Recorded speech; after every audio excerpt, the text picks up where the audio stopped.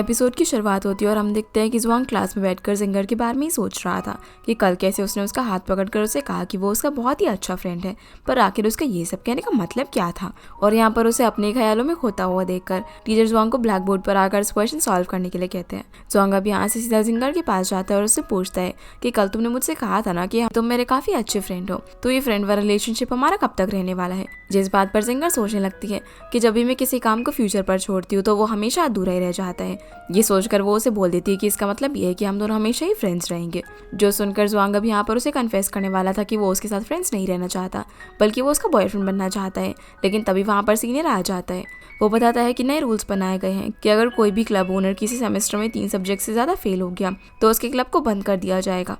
इसलिए वो जिंगर को ध्यान रखने के लिए कहते हैं। जुआंग उससे पूछता है कि तुम कितने सब्जेक्ट्स में फेल हुई है, तो वो बताती है कि 4 में। इसलिए अब जुआंग उसे पढ़ाने के लिए अपने साथ ले जाता है, लेकिन जिंगर वहाँ पर अपने साथ काफ़ी सारे स्नैक्स लेकर आई थी और साथ में उन्हें खाने लग जाती है। जुआंग बोलता है कि अभी तो हमने रिवीजन करना स्टार्ट भी नहीं किया है, तुम अभी से स्नैक्स खाने लग गई। तो वो उसे भी स्नैक्स खिलाने लग जाती है और बोलती है कि हम खाते खाते भी रिव्यू कर सकते हैं। और अब क्योंकि वो इसे इतनी प्यार से स्नैक्स खिला रही थी तो वो भी खाने लग जाता है और काफ़ी खुश होता है। जुआंग फिर यहाँ पर उसे समझाना शुरू करता है, लेकिन जिंगर को कुछ भी समझ नहीं आता। वो यहाँ पर तुक्के मारने लग जाती है, जिसकी ऐसी हालत देखकर जुआंग बोलता है कि तुम तो ऐसे एग्जाम बिल्कुल भी पास नहीं कर पाओगी। और अब वो उसे काफ़ी सारी बुक्स फटाफट से रिव्यू करने के लिए देता है, लेकिन जुआंग इन सब बुक्स को देखकर वहीं पर सो जाती है। और जब वो उसे उठाने के लिए जाता है तो जिंगर कहती है कि वीक स्टूडेंट का पेन तुम नहीं समझ सकते, तुम बहुत ही इंटेलिजेंट हो, हम लोग इंटेलिजेंट स्टूडेंट की तरह नहीं होते। वो उसे बोलता है कि तुम्हें अच्छे से ध्यान लगाकर स्टडी करना चाहिए, पर जिंगर बोलते हैं कि तुम सेल्फ राइटियस होना बंद करो। जिसके बाद हम जुआंग को उसके रूम में देखते हैं। तभी वहाँ पर उसका रूममेट फेंगशू आता है और यहाँ जब उसे जुआंग और जिंगर के बीच की बातें पता चलती है तो फेंगशू से बताने लग जाता है कि 2 तरीके के स्टूडेंट होते हैं, एक तुम्हारे जैसे इंटेलिजेंट और दूसरे मेरे जैसे स्लो। जिंगर मेरी कैटेगरी में आती है, तुम्हें उसके ऊपर इस तरीके से प्रेशर नहीं डालना चाहिए था और तुम्हें उसे उसके लेवल पर जाकर सिखाना चाहिए था। जिसकी ये बात जुआंग को भी रियलाइज होती है कि उसने गलत किया। दूसरी तरफ जिंगर टैरो कार्ड रीड कर रही होती है। वो सोचती है कि जुआंग अभी तक मुझसे माफ़ी मांगने के लिए क्यों नहीं आया, लेकिन तभी उसे उसका मैसेज आता है जो कि उसे बाहर बुला रहा था। अब जैसे वो कॉरिडोर की तरफ जाती है तो वहाँ पर उसे एक कार्ड मिलता है जिसके अंदर एक हिंट छुपा हुआ था। अब ऐसे उसे कुछ कार्ड्स मिलते हैं जिनका हिंट ढूंढते ढूंढते वो अपने क्लब के एक्टिविटी रूम के अंदर चली जाती है। और यहाँ पर उसे एक हैरी पॉटर की स्टोरी की बुक भी मिलती है जिसकी कहानी इस तरीके से जुआंग ने बताई हुई थी कि वो पढ़ाई करने के लिए मोटिवेट हो। उसी वक्त जुआंग भी वहाँ पर डम्बलडोर बनकर आ जाता है, जिसे वहाँ पर देखकर जिंगर काफ़ी खुश होती है और उसे हक कर लेती है। फिर वो यहाँ पर उसे अपने कल के बिहेवियर के लिए माफ़ी मांगता है और बोलता है कि आज रात मैं तुम्हारे साथ में बैठकर रिव्यू करूँगा। उसी वक्त वहाँ पर जिया आ जाती है, इसलिए जुआंग वहाँ से भाग जाता है और उसके पीछे पीछे जिंगर भी चली जाती है। जिसके बाद हम दोनों को साथ में अच्छे से स्टडी करता हुआ देखते हैं। जहाँ जुआंग जब उसे समझा रहा था तो जिंगर बस उसे देख ही जा रही थी, जो चीज़ जुआंग भी नोटिस कर लेता है और वो उसे रेस्ट करने के लिए कहता है और रेस्ट करते करते वो वहीं पर सो जाती है। तो जुआंग उसके सर के नीचे अपना कोट लगा देता है ताकि वो आराम से सो जाए, लेकिन तभी उसकी आँख खुल जाती है जहाँ पर दोनों एक दूसरे को बड़ी प्यार से देखने लग जाते हैं। पर जब उन्हें रियलाइज होता है कि वो ये क्या कर रहे हैं तो वो फटाफट से अपनी नजरें हटा लेते हैं। अब एग्जाम का दिन भी आ जाता है, जहाँ पर एग्जाम देखकर जैसे ही जिंगर बाहर आती है तो वो काफ़ी ज़्यादा खुश होती है। वो बोलती है कि अब तो फाइनल एग्जाम खत्म हो गए हैं, तो चलो क्यों ना हम लोग सेलिब्रेट करें। तो शिया यहाँ पर जुआंग और उसके फ्रेंड्स को भी इनवाइट करने के लिए कहती है, पर जी इस चीज़ के लिए मना कर देती है। अब रात में ये सभी लोग सेलिब्रेट करने के लिए जाते हैं और जिस बार के अंदर ये लोग पहुँचते हैं वहाँ पर जुआंग और उसके फ्रेंड्स पहले से ही मौजूद थे। फेंगशू तो यहाँ पर सीधा शिया के पास आ जाता है और उन्हें अपनी टेबल पर लेकर जाता है, जिन्हें इस तरह देखकर सभी लोग समझ जाते हैं कि इनके बीच में जरूर कुछ चल रहा है। जिंगर अब शिया को साइड में बात करने के लिए लेकर जाती है, जहाँ वो उसे बोलती है कि पूरी दुनिया बॉयफ्रेंड बनाकर घूम रही है तो मैं भला क्यों ना घूमूं। फिर ये सभी लोग मिलकर ड्रिंक करने लग जाते हैं। जहाँ ड्रिंक करते करते सभी लोग ट्रूथ और डेयर खेलने का डिसाइड करते हैं। अब सबसे पहले बारी आती है जिंगर की, जहाँ पर जुआंग उसे सवाल पूछने वाला था, लेकिन उसे डर था कि कहीं वो उसे उसके लव के बारे में ना पूछ ले, इसलिए वो डेयर चूज करती है। तो शिया उसे डेयर के तौर पर सामने वाले अंकल के पास जाकर ये बोलना है कि मैं उनकी गर्लफ्रेंड बनना चाहती हूँ। जो सुनकर जुआंग हैरान हो जाता है और क्योंकि वो नहीं चाहता था कि जिंगर ये करे, इसलिए वो पनिशमेंट की तौर पर उसकी तरफ से ड्रिंक कर लेता है। अब बारी आती है जुआंग की, तो वो अब यहाँ पर डेयर चूज करता है। तो फेंगशू उसे और मी जिंगर को किस करने के लिए कहता है, जहाँ पर सभी लोग भी उन्हें किस करने के लिए बोलने लग जाते हैं, लेकिन जिंगर बॉटल उठाकर ड्रिंक कर लेती है क्योंकि वो ये नहीं करना चाहती थी। इसके बाद जब जिंगर की आंख खुलती है तो वो अपने साइड में जुआंग को सोता हुआ देखती है और वो दोनों एक होटल के रूम में थे, जहाँ पर पहले तो उसे ये लगता है कि ये सपना सिर्फ एक सपना है, लेकिन बाद में उसे रियलाइज होता है कि वो सच में उसके साथ में सो रहा है। जो जानकर वो काफ़ी ज़्यादा घबरा जाती है और फटाफट से वहाँ से भाग जाती है क्योंकि वो वापस से घर जाने के लिए अपनी ट्रेन मिस करने वाली थी। वो यहाँ से फटाफट हॉस्टल पहुँचती है, जहाँ से वो अपना सामान पैक करके फटाफट से घर जाने के लिए निकल जाती है।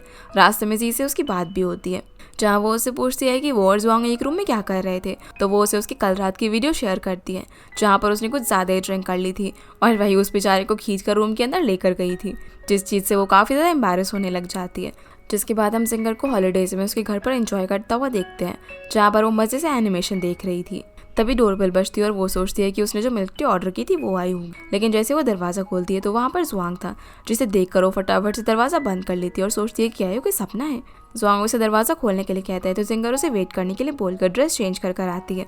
फिर वो उसे अंदर बुलाकर उसे सॉरी कहती है और बोलती है कि मुझे उम्मीद नहीं थी कि तुम यहाँ पर आओगे। वो उसे बैठने के लिए कहती है और पूछती है कि तुम्हारे पास मेरा एड्रेस कहाँ से आया। जुआंग यहाँ पर उसके रिपोर्ट कार्ड लेकर आया था। वो बोलता है कि मैं तुम्हें मेल से भेजने वाला था, पर इसके पीछे तुम्हारा एड्रेस लिखा हुआ था, इसलिए मैं यहीं पर तुम्हें देने के लिए आ गया। इस सेमेस्टर में उसके रिजल्ट कुछ खास अच्छे नहीं थे, इसलिए वो उसे समझाता है कि अगर वो अगले सेमेस्टर में भी फेल हो गई तो उसका लकी क्लब बंद हो जाएगा, इसलिए मैं तुम्हें यहाँ पर एक्स्ट्रा ट्यूशन देने के लिए आया हूँ।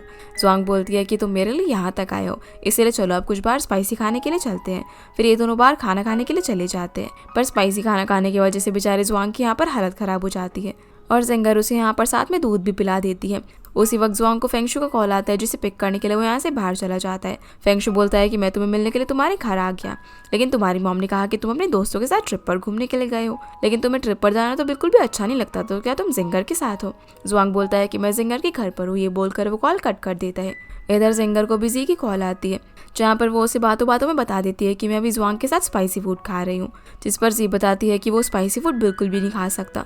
स्पाइसी फूड खाने की वजह से उसके स्टमक में पेन हो जाता है और वो मिल्क तो बिल्कुल भी नहीं पी सकता, क्योंकि इससे उसका पेट गड़बड़ हो जाता है। इसीलिए अब जल्दी से उसे मेडिसिन दिला दो ताकि उसकी तबीयत ठीक हो जाए।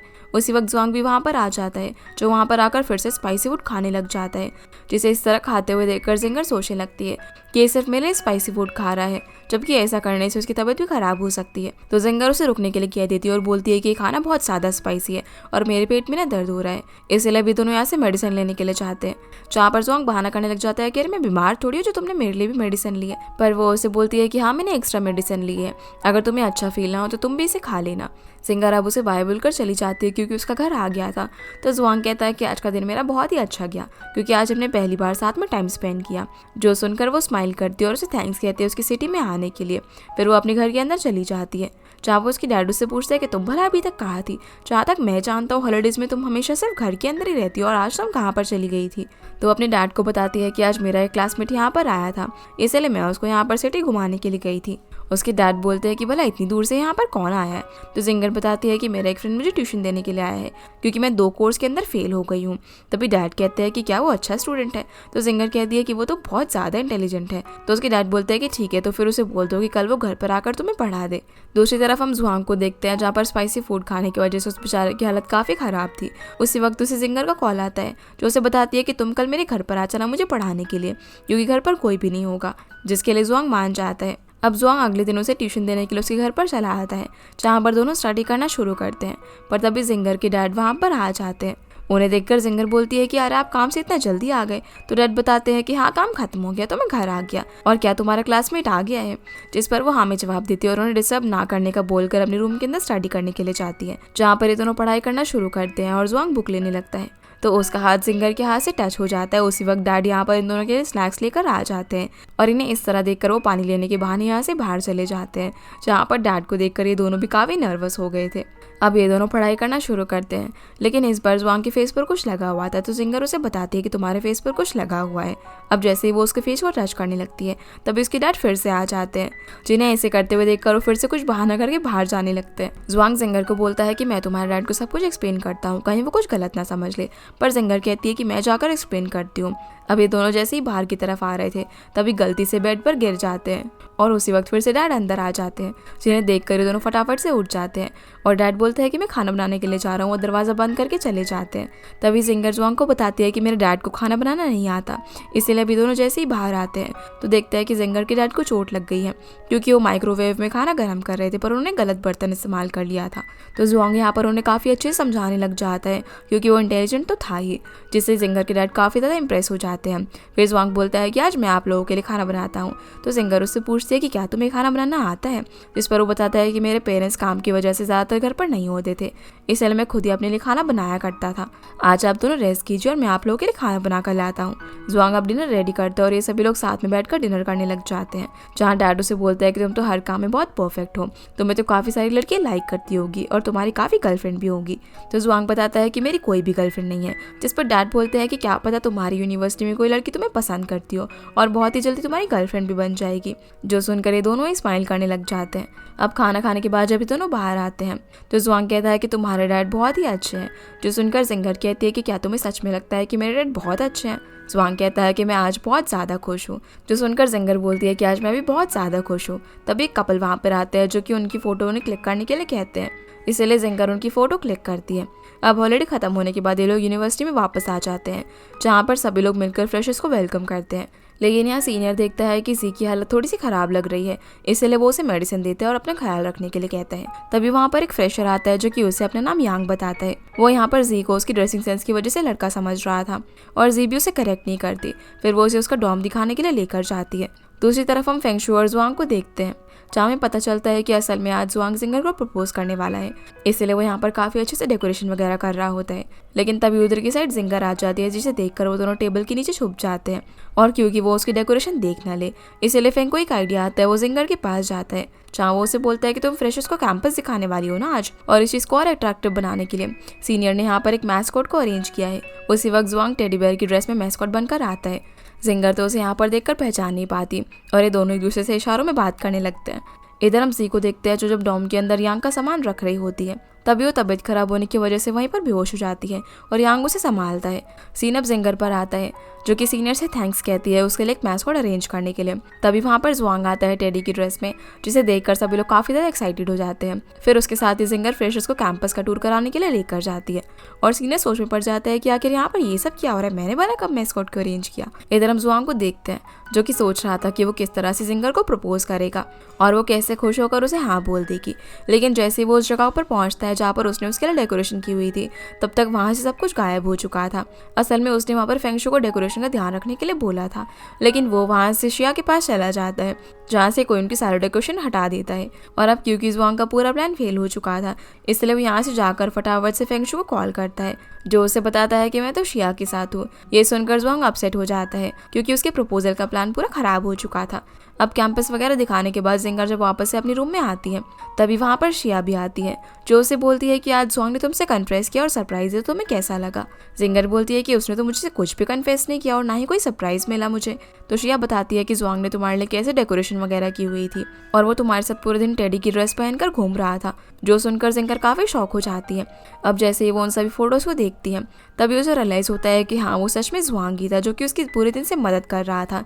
ये जानकर वो खुश और इमोशनल दोनों हो जाती है। शिया उसे समझाती है कि अगर तुम भी जुआंग को पसंद करती हो तो तुम्हें ही पहले उसे अपना लव कन्फेस कर देना चाहिए, जिसकी ये बात वो मान जाती है।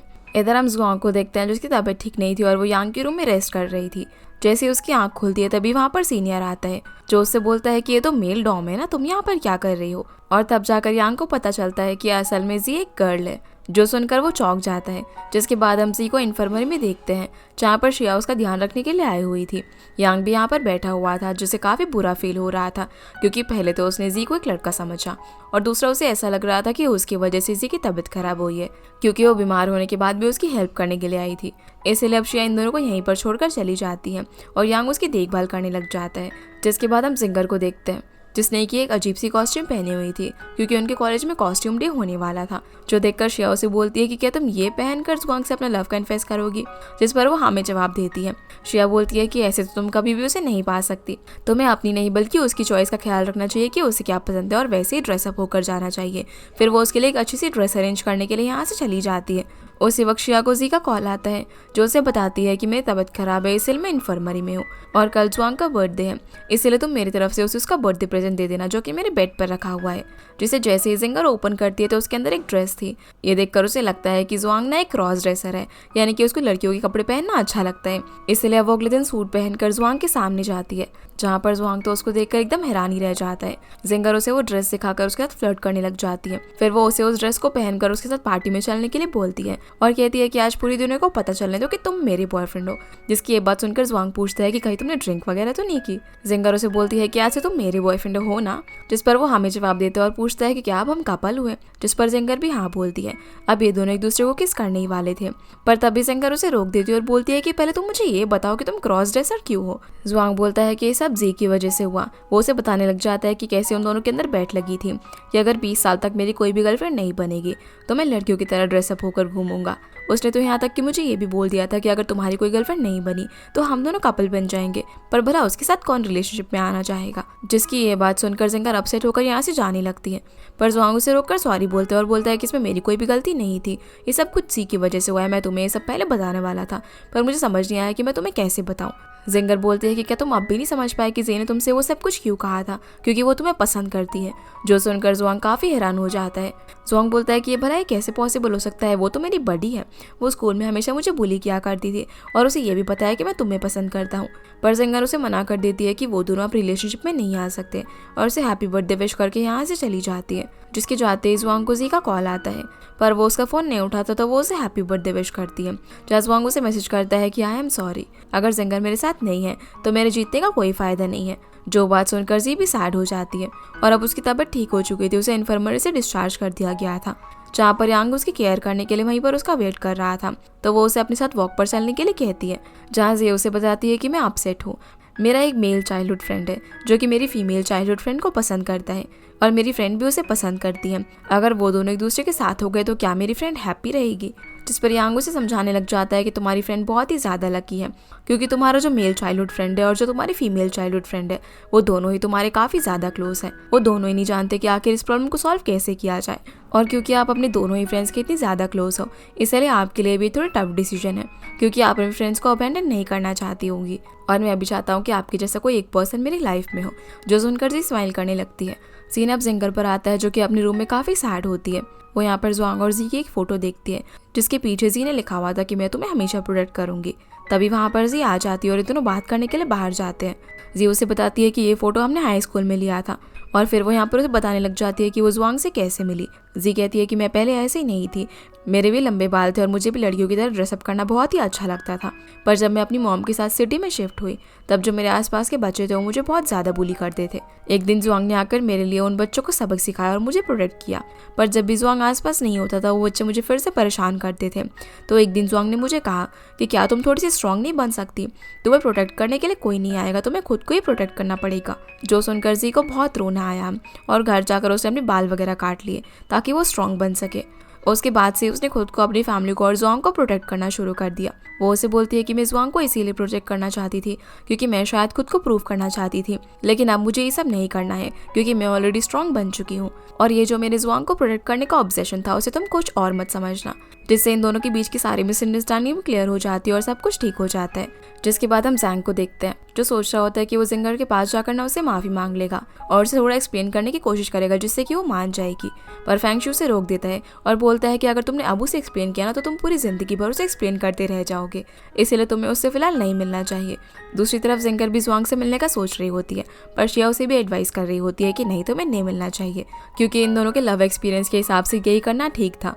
इसलिए अब इन दोनों की बात मानकर ये दोनों काफ़ी दिनों से एक दूसरे से नहीं मिलते। जिसके कुछ दिनों बाद जब जिंगर अपने क्लब में होती है तभी सीनियर वहाँ पर आकर उसके लकी क्लब को डिसमिस करने का उसे नोटिस देता है। वो बताता है कि तुम इंग्लिश के टेस्ट में फेल हो गई हो इसलिए तुम्हारा क्लब डिसमिस हो रहा है।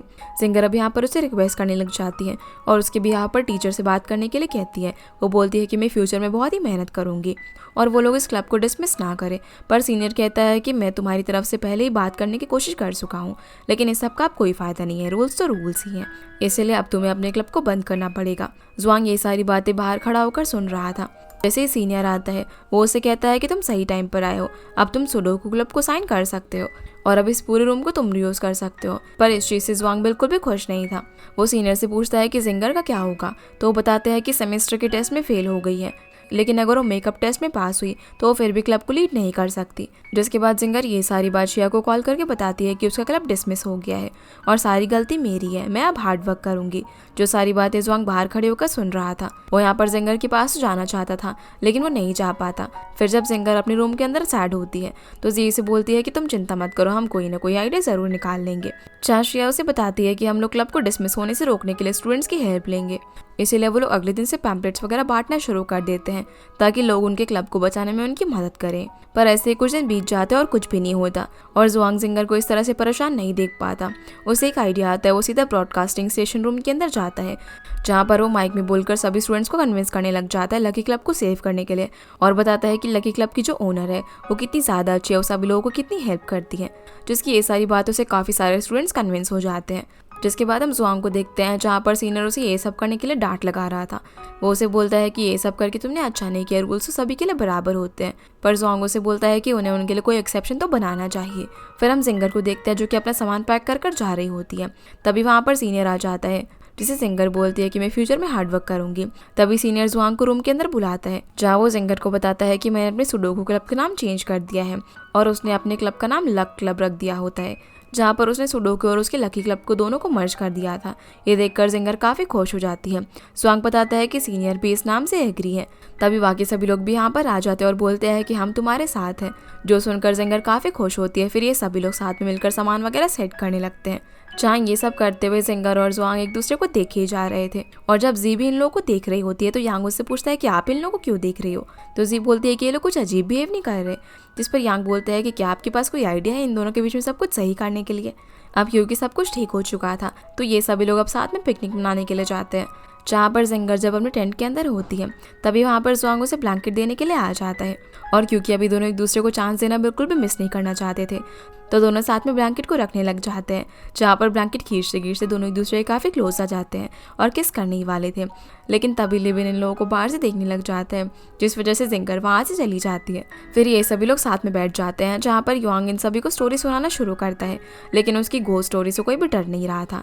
तो जुआंग उन सभी लोगों को स्टोरी बताना शुरू करता है जिससे जिंगर डरने लग जाती है और एज अ पनिशमेंट उसे पानी लेने के लिए भेजा जाता है। जहाँ सभी लोग जुआंग को भी जिंगर के पास जाने के लिए कहते हैं, इसलिए वो भी उसके पीछे पीछे जाने लगता है। पर हम देखते हैं कि जिंगर रास्ते में गिर जाती है और उसकी आवाज़ सुनकर जुआंग फटाफट से उसके पास जाता है जहाँ वो उसको पीठ पर बैठाकर वापस ले जाने लग जाता है। पर जिंगर बोलती है कि वो भी वापस नहीं जाना चाहती, इसलिए वो उसे एक खुली सी जगह पर लेकर जाता है जहाँ पर दोनों साथ में बैठ जाते हैं।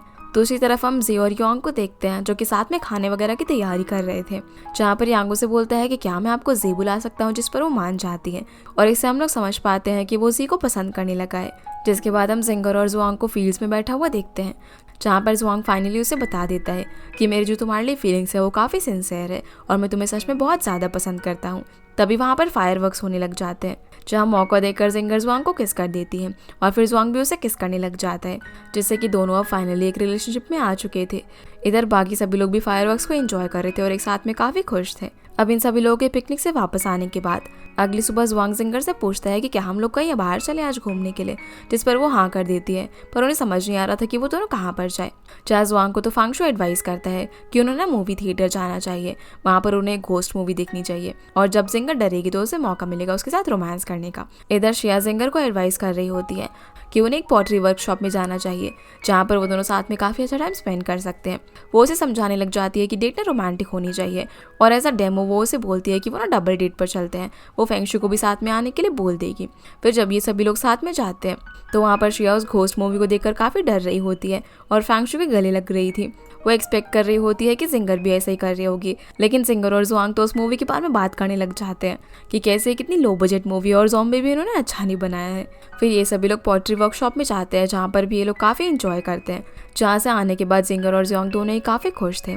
अभी जब ये लोग वापस से अपने अपने डॉम में जा रहे होते हैं तो जिंगर जुआंग की चीक्स पर किस कर देती है और वो भी उसे फॉरहेड पर किस करके बाय बोलता है। अब रात में हम जुआंग को थोड़ा सा परेशान देखते हैं जहाँ पर फेंगशु उससे पूछता है कि क्या तुमने अपना मन बना लिया है और तुम ऐसा ही करने वाले हो, जिस पर जुआंग मना कर देता है। अगले दिन जब जुआंग क्लास अटेंड कर रहा होता है तब क्लास के बाद उसकी टीचर उससे कुछ बात करने लग जाती है और जिंगर क्लास के बाहर ही उसका वेट कर रही थी। जुआंग के आते ही वो उससे पूछते हैं कि तुम्हारी टीचर तुमसे क्या बात कर रही थी, पर वो उसे कुछ नहीं बताता और फिर ये दोनों यहाँ से साथ में लंच करने के लिए जाते हैं। जिंगर फिर अपनी रूममेट्स को बताती है कि आजकल ना जुआंग कुछ अजीब सा बिहेव कर रहा है, जो सुनकर शी बोलने लग जाती है कि वो ना जरूर तुम्हें चीट कर रहा होगा। पर जी उसे बोलती है कि तुम ज्यादा मत सोचो, अगर जुआंग को कोई प्रॉब्लम होगी ना तो वो तुम्हें जरूर बताएगा। फिर अगले दिन जब जुआंग और जिंगर दोनों साथ में क्लासरूम में होते हैं, जहाँ उसे जैसे ही पता चलता है कि जुआंग को थोड़ा सा कोल्ड है, तो वो उसके लिए पानी लेने के लिए जाता है। उसी वक्त जुआंग के फोन पर एक मैसेज आता है जिसमें लिखा हुआ था कि स्टूडेंट एक्सचेंज प्रोग्राम की वजह से उसे ओवरसीज एक बड़ी सी यूनिवर्सिटी के अंदर एडमिशन मिल गया है और इसी वजह से वो काफ़ी परेशान हो रहा था। ये देखकर जिंगर उसे बात करने के लिए जाती है और इस सब के बारे में पूछती है। तो वो उसे बताता है कि जब मैं फर्स्ट टाइम हाइशिंग यूनिवर्सिटी के अंदर आया था तो मुझे एक्सचेंज प्रोग्राम के बारे में पता चला, इसलिए मैंने उसके लिए अप्लाई कर दिया, ये सोचकर कि मैं अब्रॉड में जाकर पढ़ूंगा और मुझे वहाँ पर अच्छे से मैथमेटिक्स सीखने का मौका मिलेगा। लेकिन अब मुझे जाने का जब अप्रूवल मिल गया है तो मैं जाना नहीं चाहता। मैंने काउंसलर को पहले ही बता दिया है कि मैंने इस ऑफर को रिजेक्ट कर दिया। जिंगर कहती है कि तुम्हारे लिए एक अच्छी अपॉर्चुनिटी है, इसलिए तुम्हें जाना चाहिए। 2 साल कुछ ज़्यादा नहीं होते, मैं तुम्हारा वेट कर लूँगी। पर जुआंग कहता है कि मैं तुमको छोड़कर नहीं जाना चाहता और मैं तुम्हारी केयर करना चाहता हूँ, तुम्हारे साथ रहना चाहता हूँ। जो सुनकर जिंगर उसे नाराज़ हो जाती है। वो बोलती है कि तुमने डिसीजन लेने से पहले मेरे से एक बार पूछा भी नहीं, तुम मुझसे बिना पूछे मेरे लिए सैक्रिफाइस कर रहे हो, लेकिन तुम नहीं जानते कि मैं क्या सोच रही हूँ। वो ये सब कहकर यहाँ से चली जाती है, जिसके बाद हम जिंगर को उसके रूम में सैड बैठा हुआ देखते हैं, जहाँ पर श्रेया उसे बोलती है कि जिस यूनिवर्सिटी में जुआंग जा रहा है वो बहुत ही अच्छी यूनिवर्सिटी है। पर जुआंग उन लोगों को बताती है कि उसने जाने से मना कर दिया है, जो सुनकर वो भी हैरान हो जाते हैं। इधर फेंगशु जुआंग को बोलता है कि तुम्हें अपने डिसीजन के बारे में फिर से सोच लेना चाहिए, क्योंकि ऐसी अपॉर्चुनिटी बार बार नहीं मिलती। जुआंग बोलता है कि मुझे वहाँ पर जाने से डर लग रहा है, क्योंकि मेरे जैसे इंसान को सिर्फ जिंगर ही टॉलरेट कर सकती है। मुझे ये डर है कि मैं उससे जो मिला हूँ कहीं ये सब एक सपना ना हो। मेरे जाने के बाद क्या पता उसकी लाइफ में मुझसे कोई अच्छा इंसान आ जाए जो कि उसे मुझसे चुरा कर ले जाए। ये सब मैं होता हुआ नहीं देखना चाहता। फेंगशु से समझाता है कि रिलेशनशिप में आने के बाद तुम काफ़ी बदल गए हो और मुझे पूरा यकीन है कि तुम और ज़्यादा चेंज हो जाओगे, इसलिए तुम्हें वापस से सोच लेना चाहिए। इधर जिंगर की रूममेट्स उससे बोलती है कि हमें नहीं पता था कि जुआंग इतना ज़्यादा सेंटिमेंटल है। वैसे लॉन्ग डिस्टेंस रिलेशनशिप में बहुत ज़्यादा टफ होते हैं। अब अगले दिन हम देखते हैं कि कैंपस में जिंगर के डैड उससे मिलने के लिए आते हैं, जो पूछते हैं कि तुम कैसी हो, जिस पर वो बताती है कि मैं ठीक हूँ। डैड यहाँ पर जुआंग के लिए भी स्नैक्स लेकर आए हुए थे और उसे देने के लिए कहते हैं, पर जिंगर बताती है कि वो अब्रॉड जा रहा है। तो डैड कहते हैं कि तुम उसे अब्रॉड जाने से ठीक हो, पर उसकी हालत देखकर वो समझ जाते हैं कि वो ठीक नहीं है।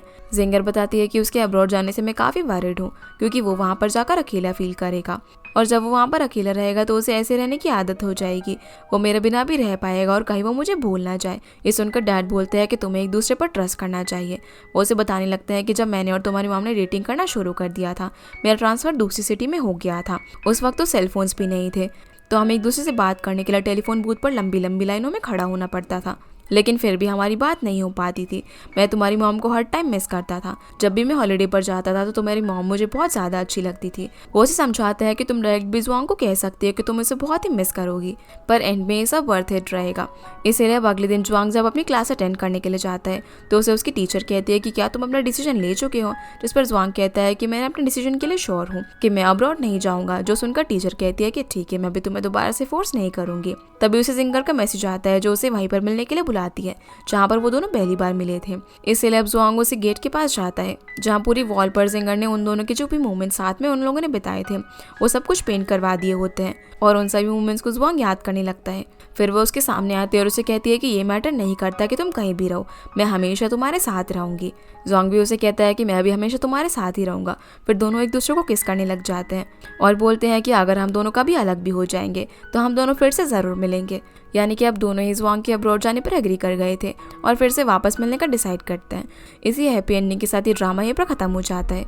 तो गाइस ये थी आज की वीडियो एंड आई होप आप लोगों को ये वीडियो पसंद आई होगी, तो इस वीडियो को लाइक कर चैनल को सब्सक्राइब जरूर कीजिएगा। आपसे फिर मिलते हैं अगले इंटरेस्टिंग ड्रामा में, तब तक के लिए गुड बाय।